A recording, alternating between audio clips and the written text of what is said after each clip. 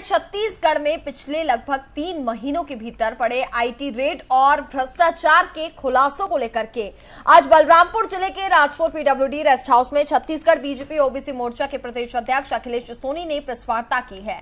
आपको बता दें कि अपने एक दिवसीय प्रवास पर अखिलेश सोनी राजपुर पहुंचे थे, जहां उन्होंने प्रेस को संबोधित करते हुए कहा कि पिछले 3.5 सालों से छत्तीसगढ़ अपराध का गढ़ बन गया है और यहां सामूहिक भ्रष्टाचार हो रहा है। बीजेपी ओबीसी मोर्चा के प्रदेश अध्यक्ष ने कहा कि छत्तीसगढ़ में कुछ महीनों में ही 30 से अधिक आयकर विभाग के रेड पड़े हैं और करोड़ों के कैश और बेनामी संपत्ति उजागर हुई है। अखिलेश सोनी ने कहा कि राज्य प्रशासनिक अधिकारी इसमें संलिप्त हैं और सरकार इन्हें संरक्षण दे रही है। अगर इन पर कार्रवाई होती तो ऐसे करप्शन रुक जाते। उन्होंने ये भी कहा कि छत्तीसगढ़ शांति का गढ़ माना जाता है और इसी से उसकी पहचान भी है, लेकिन आज इसे अपराध का गढ़ बनाया जा रहा है।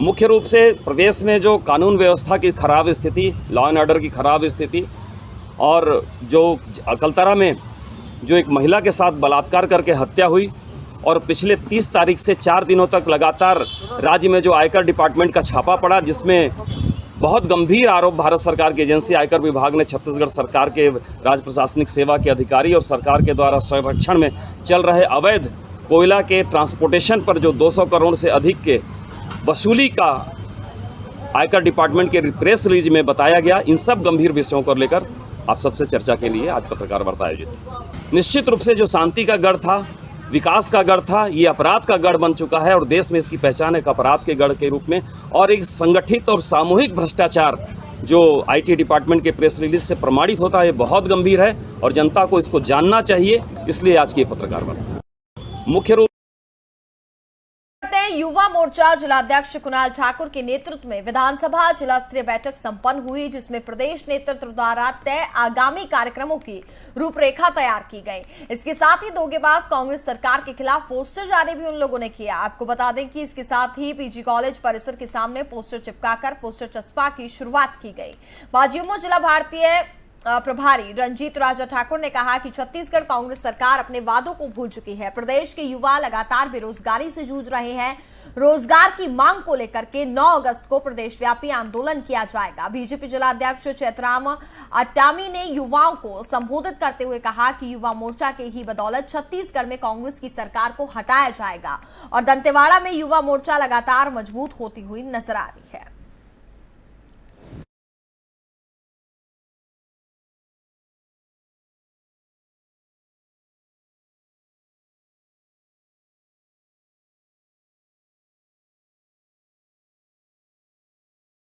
अंतागढ़ के पोड़गांव में मुख्यमंत्री जनचौपाल कार्यक्रम में अंतागढ़ विधायक की मांग पर मुख्यमंत्री भूपेश बघेल ने अंतागढ़ के अतिरिक्त कलेक्टर, इसके साथ ही अतिरिक्त पुलिस अधीक्षक के मूल पद स्थापना करने की घोषणा की थी, जिसके बाद अतिरिक्त कलेक्टर चंद्रकांत वर्मा आईएएस मूल पद स्थापना के साथ आज अंतागढ़ पहुंचे, जिनका अंतागढ़ के ग्रामीणों और साथ ही मीडिया कर्मचारियों ने के वन विश्राम गृह में जमकर स्वागत किया गया। अतिरिक्त कलेक्टर चंद्रकांत वर्मा आईएएस हैं, जो रायपुर, महासमुंद, कोटा में अलग अलग पद पर सेवा देने के बाद अब उप जिला अंतागढ़ में अतिरिक्त कलेक्टर के पद पर सेवा देंगे। अतिरिक्त कलेक्टर चंद्रकांत शर्मा के आगमन पर क्षेत्र के ग्रामीणों में काफी ज्यादा उत्साहिकता देखने को मिली और इसके साथ ही काफी ज्यादा लोग वहां पर खुश भी नजर आए, क्योंकि इस स्थापना दिवस पर बात की जाए तो अंतागढ़ जिला बनने में एक कदम आगे बढ़ चुका है और साथ ही अंतागढ़ को जिला बनाने के लिए क्षेत्र के ग्रामीणों ने काफी धरने, रैली, चक्का जाम जैसे आंदोलन भी किए हैं।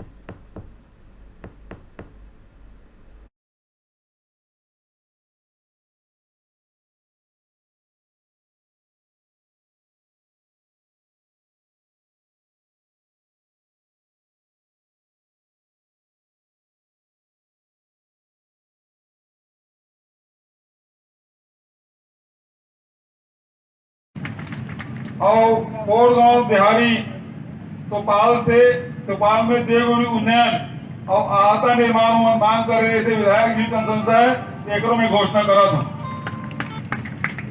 और सबसे बड़े जो मांग है प्रशासनिक, अंतागढ़ में एडीएम और एडिशनल एसपी के पद स्थापना किए जाते ताकि प्रशासनिक रूप से का सुविधा हो जाए। रायपुर में सोनिया गांधी के जनसंपर्क के मद्देनजर विधायक ने लोगों से समस्या सुनकर के निदान किया है। विधायक विकास उपाध्याय ने भारी बारिश में शहीद मनमोहन सिंह बख्शीबाद के कबीर चौक पर लोगों से मुलाकात की। विधायक ने लोगों की समस्याओं को सुना, उनकी समस्याओं का त्वरित समाधान भी किया गया।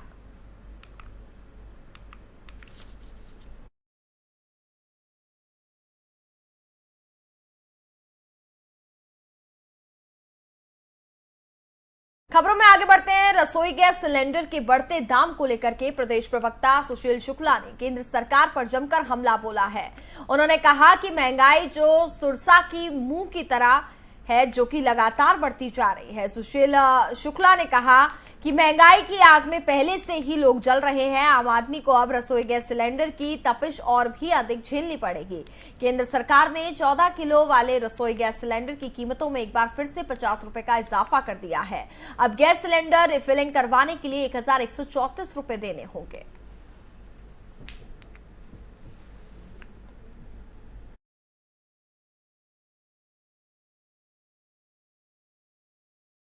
शहर की यातायात व्यवस्थाओं को सुगम सुरक्षित बनाए रखने के लिए लगातार प्रयास किए जा रहे हैं। इसके साथ ही नियमों का उल्लंघन करने वालों के विरुद्ध भी लगातार कार्रवाई हो रही है। शहर की यातायात व्यवस्था को बनाए रखने के लिए यातायात पुलिस रायपुर लगातार शहर के चौक चौराहे और प्रमुख मार्गों पर रह करके संचालन किया जा रहा है।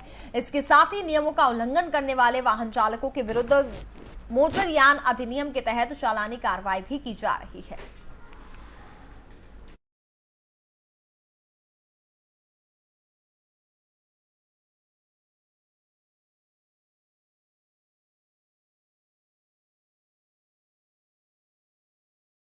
और इसी के साथ फिलहाल इस बुलेटिन में बस इतना ही। देखते रहिए एफएम न्यूज। नमस्कार।